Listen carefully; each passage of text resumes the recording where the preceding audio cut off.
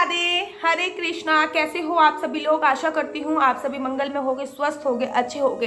अच्छा, आज आपको श्रीधाम वृंदावन में बिहारी जी के मंदिर का एक गुप्त मंत्र बताने जा रही हूँ। गुप्त मंत्र मतलब एक गुप्त मंत्र है जो शायद आपको आज तक पूरे यूट्यूब पे किसी ने नहीं बताया होगा। मुझे भी इसके बारे में जानकारी उपलब्ध नहीं थी, लेकिन कल जब मैंने अपनी अलमीरा खोला, कल हमारी एक प्लॉट की रजिस्ट्री हुई, तो उस रजिस्ट्री को रखने के लिए पहले तो वो मैंने बिहारी जी अपने लड्डू गोपाल के पास रखी। उसके बाद जब एक अलमीरा है हमारी जिसमें सारे डॉक्यूमेंट्स रखे होते हैं, उसमें रखा, तो उसमें मेरे को वो चीज़ मिली जो मेरे को श्रीधाम वृंदावन से प्राप्त हुई थी, और उन्होंने मुझसे बोला था कि इसको अपनी अलमारी में जरूर और जरूर रख लीजिएगा।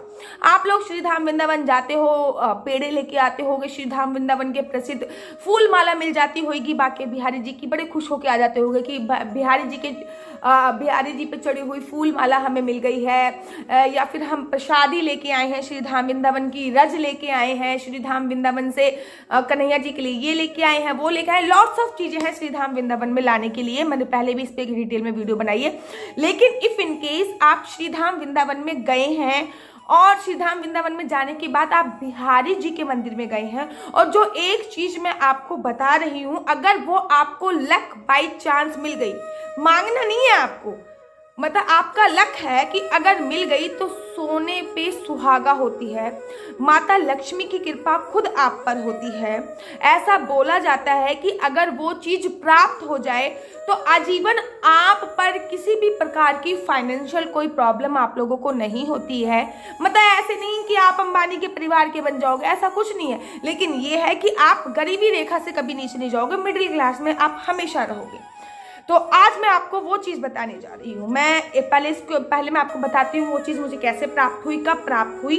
शादी के बाद जब मैं श्रीधाम वृंदावन में गई थी, तो वहाँ की बहुत भीड़ थी। उस दिन बिहारी जी का मंदिर था। शादी के बाद जब मैं प्रथम बार श्रीधाम वृंदावन में गई तो उस दिन बाके बिहारी जी का प्रादुर्भाव था। बिहार पंचमी पर बाके बिहारी जी प्रादुर्भाव हुआ था। उस दिन बिहारी जी का जन्मदिन था। तो वृंदावन में इतनी भीड़ थी, बिहारी जी के मंदिर में इतनी भीड़ थी, और मैं लगातार नॉन स्टॉप, मैंने आपको बताया है ना कि मैं लगातार नॉन स्टॉप प्रतिदिन बिहारी जी के मंदिर में गई हूँ, लगातार नॉन स्टॉप। तो वहाँ पे जो बहुत सारे जो गोस्वामी होते हैं जो दर्शन कराते हैं, कभी किसी की ड्यूटी लगती है, कभी किसी की सेवा लगती है, कभी किसी की सेवा लगती है। तो वहाँ पे एक मेरे भैया हैं जिनका नाम रसिक गोस्वामी है। तो मैंने उनको फ़ोन किया कि भैया बहुत भीड़ है बिहारी जी के मंदिर में, क्या आप मेरे दर्शन करा सकते हो? उन्होंने कहा हाँ आजा, गेट नंबर 4 से VIP एंट्री होती है, तो गेट नंबर 4 से आजा। मैं गेट नंबर 4 से उनके पास गई, और जाने के बाद उन्होंने मैं उन्हीं की गद्दी पे बैठी थी। सबकी एक पर्टिकुलर वहाँ पे गद्दियाँ हैं, मैं वहाँ पे बैठ गई। बहुत अच्छे से मैंने बिहारी जी के प्रादुर्भाव के दर्शन करे, और इतने अच्छे उस दिन मेरे को दर्शन हुए कि बिहारी जी की प्रथम बार, शादी के बाद प्रथम बार, मेरे पास अगर फोटो भी मिल जाएगी तो मैं वो फोटो भी शेयर कर दूंगी, कि शादी के बाद पहली बार जब मैं बिहारी जी के मंदिर में गई तो मुझे पहली ही बार बिहारी जी की जो चौखट है उस पे मत्था टेकने का सौभाग्य प्राप्त हुआ।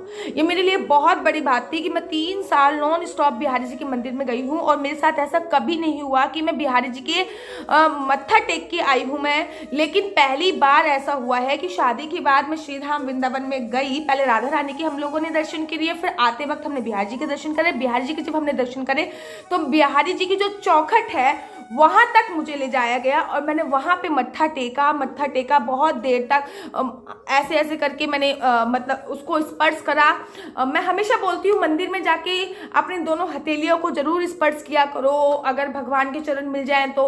अगर भगवान के चरण आपको, हमेशा बोलती हूँ कि मंदिर में जाके अपना मस्तक और हथेलियां जरूर स्पर्श किया करो। होता ये है कि अगर आप हथेली मंदिर में जाके स्पर्श करते हो तो हमारी हथेली की जो नकारात्मक किरणें हैं, हमारी हथेली की जो नकारात्मक लकीरें हैं वो सकारात्मक में बदल जाएंगी, अर्थात जो बेकार लकीरें हैं वो भी पॉजिटिव में बदल जाएंगी। हमारे मस्तिष्क की जो बेकार लकीरें हैं वो सौभाग्य में बदल जाएंगी, और सौभाग्यशाली लकीरें परम सौभाग्य में बदल जाएंगी। भगवान के मंदिर में मत्था टेकने का अपना एक ही अलग सेंस होता है। तो उस दिन तो मैं भगवान की चौखट तक पहुंच गई थी। भगवान की चौखट पे मैंने मत्था टेका, अपना हाथ टेका, बिहारी जी से बहुत बहुत धन्यवाद किया कि भाई इतने दंगों में शादी हुई थी। जिस समय मेरी शादी हुई थी उस समय बहुत दंगे थे, बहुत दंगे थे, मतलब दिल्ली में जो दंगे हुए थे हिंदू मुसलमान के, उस दंगों में मेरी शादी हुई थी। बिहारी जी का शुक्रिया अदा किया और मैंने कहा चलो अब मैं अपने श्री धाम वृंदावन में जो स्थित है मेरा घर, चलो अब मैं वहाँ पे जाती हूँ। इतने में क्या होता है, जो रसिक भैया थे वो अपनी मुट्ठी में एक चीज लेके आए, बिहारी जी की चौखट से ही उन्होंने वो चीज उठाई और बिहारी जी की चौखट से उठा के वो चीज उन्होंने मुझे दे दी। मुझे समझ में नहीं आया कि उन्होंने मुझे ऐसा क्या दिया।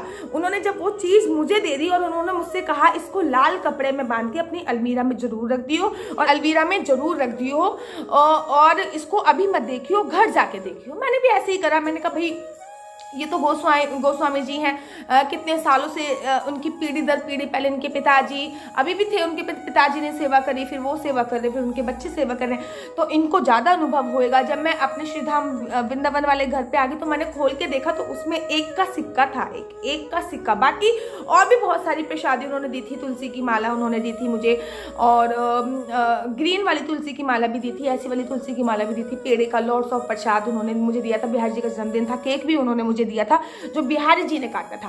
तो बहुत सारी चीजें और भी दी थी, लेकिन सबसे इंपॉर्टेंट चीज दी थी वो था एक का सिक्का। मैंने उसी टाइम उसको लाल कपड़े में बांधा था और मैंने अपने पर्स में रख लिया था। मैं चाहती तो श्रीधाम वृंदावन वाले घर में भी रख सकती थी, लेकिन जो रनवे हमारी जो लॉकर होता है जिसमें हमारे सारे डॉक्यूमेंट्स होते हैं, जिसमें हम अपने पैसे ज्वेलरी वगैरह रखते हैं, हमें वो चीज़ उसमें रखनी होती है। आखिर पहले मैंने उसको अपने मंदिर में रखा, मंदिर में रखने के बाद धूप दीप इत्यादि दिखाई, उसके बाद मैंने एक अच्छा सा दिन रख के उसको अपनी अलमीरा में स्थापित कर दिया। तब से वो मेरी अलमीरा में नॉन स्टॉप रखा हुआ है। तो कल जब मैं कुछ डॉक्यूमेंट्स रजिस्ट्री के कागज उस अलमीरा में रख रही थी तो वो मुझे दिख गया, तो मुझे लगा कि मुझे आप लोगों से भी शेयर करना चाहिए, because you are my family, आप लोग मेरा परिवार हो। और तो ये चीज़ बहुत अच्छी है कि आप अगर बिहारी जी के मंदिर में जा रहे हो और अगर आपको एक का सिक्का या फिर 5 का सिक्का या फिर 10 रुपये मिल जाते हैं। कहते हैं कि मंदिर में पाए हुए पैसे भी बहुत शुभ माने जाते हैं। लोग क्या करते हैं कि मंदिर से पैसे अगर मिल गए उनको तो वहाँ पे दान पात्र होता है उसमें डाल देते हैं। नहीं, अगर मंदिर में आपको पैसे पाए हैं तो उसको भी आपको अपने घर लेके आना चाहिए। बेशक जितने पैसे आपको पाए हैं उस अमाउंट में से उस अमाउंट को और आप उसी अमाउंट के अपना दूसरा पैसा निकाल के उसमें डाल दो। जैसे कि मान लो आपको 10 रुपये पाए हैं मंदिर में, तो आप दूसरे 10 रुपये निकाल के अपने दूसरे वाले 10 रुपये निकाल के उसको आप दान पात्र में डाल दो। लेकिन जो मंदिर में आपको पैसे पाए हैं वो आपको अपने घर पे लेके आए हैं। और वो पैसा जो मेरे को गोस्वामी जी ने दिया था वो तो बिहारी जी की चौखट से उठा के उन्होंने मुझे दिया था और कहा था तेरी किस्मत बहुत ज्यादा तेज है, इससे तेरे पास बिहारी जी का बाकी बिहारी जी का आशीर्वाद सदैव और सदैव रहेगा।